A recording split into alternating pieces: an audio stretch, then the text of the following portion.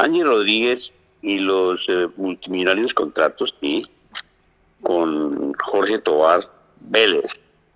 Él es el hijo del criminal narcoparamilitar Jorge 40.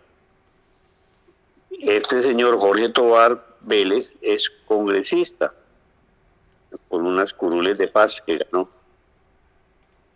Y pues ahondemos un poco más en esos contratos de la señora Angie Rodríguez con el tal honorable hijo del paramilitar Jorge Tobar.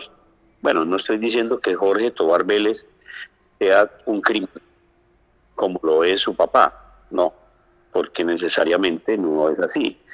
Si mi padre es delincuente, yo no tengo por qué ser delincuente, eso es obvio. Pero pues es una especie de sello, ¿no?, que queda ahí, sello social. Vamos a ahondar más sobre este tema de esas relaciones de billete que rondan por los 40.000 millones de pesos entre Angie Rodríguez y su amante Jorge Tobar Vélez.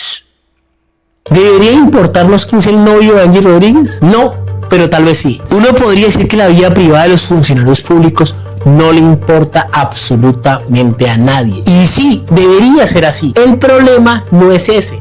El problema es cuando esas relaciones sean personales, políticas o de confianza, empiezan a coincidir con decisiones que mueven miles de millones de pesos. El caso de Angie Rodríguez va por ahí. El presidente Gustavo Petro la sacó del DAPRE y dejó caer una frase pesada que tenía preocupaciones por su entorno y posibles relaciones con los paramilitares, con los paracos. La pregunta es, ¿cuáles relaciones? Desde ese entonces empezó a sonar un nombre: Jorge Tobar, hijo del ex jefe paramilitar Jorge 40. Él la acusó de tener una relación con Jorge Tobar, que es hijo de Jorge 40, pero es una representante a la Cámara, es una persona pues que fue elegida y está en las curules especiales y que pues digamos que la acusaban de haberle dado muchos contratos desde el DAPRE a él y dirigirlos hacia Córdoba. La periodista Darcy Quinn le preguntó directamente frente a Angie Rodríguez si eran pareja. ¿Qué pasó en eso? ¿Usted tuvo o no tuvo una relación con él? Angie no dijo que sí, pero tampoco dijo que no. Yo no voy a hablar, no me voy a prestar para un tema, perdóneme que le hable así como de ese nivel, porque no, yo creo que aquí las discusiones son otras. Lo dejó en ese punto gris, donde todo el mundo entiende, pero nadie confirma. Y la verdad, realmente eso es lo de menos. Lo importante es que según varias versiones, sí existiría una relación. Llámela como usted la quiere llamar. Y esta habría servido como puente para mover fichas dentro del Estado colombiano. Porque lo que empieza a parecer no es un romance, es una red. Y eso sí debería importarnos a todos. El periodista Juan Pablo Calvás contó en la W estas denuncias. Pues esencialmente Angie Rodríguez, que llegó a la dirección o a la gerencia del Fondo de Adaptación en noviembre del 2025, tuvo un diciembre y un enero muy activos, exageradamente activos. Son más de 37.000 millones de pesos que fueron contratados entre diciembre y enero, sobre todo en enero, el 30 de enero, eso fue una cantidad de contratos.